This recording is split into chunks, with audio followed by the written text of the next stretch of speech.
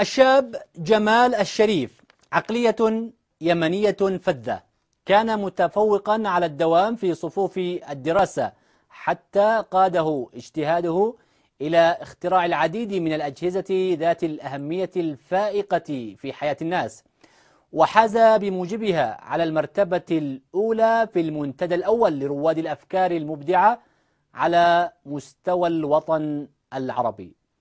نتابع.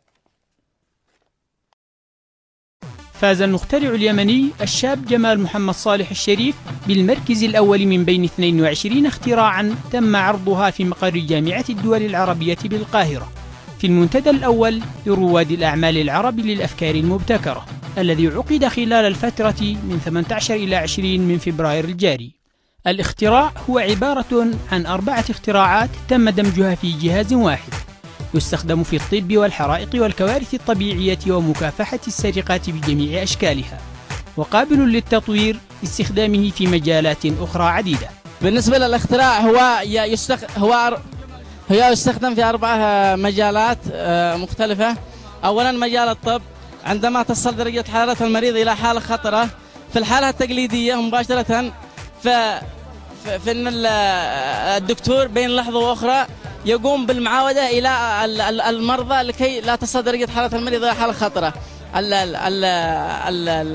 الآلية التي قمت بها مباشرة ممكن الجهاز نربطه إلى عدة أمراض، وعند وصول درجة حرارة المريض إلى حالة خطرة مباشرة فإن الجهاز يتصل للطوارئ لينبههم أن المريض وصل إلى درجة حالة خطرة أوتوماتيكيا آليا.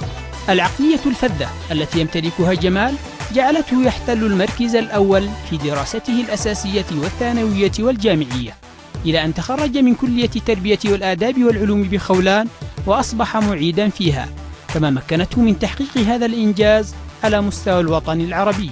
مستوى التعليمي كان يجي جيد جدا، لأنه يجي الأول في كل صف في من المراحل الدراسية الأولى، من الصف الأول للصف التاسع بيجي الأول حتى في الثانوية وفي الجامعة، ولما نوصل حفصل الآن.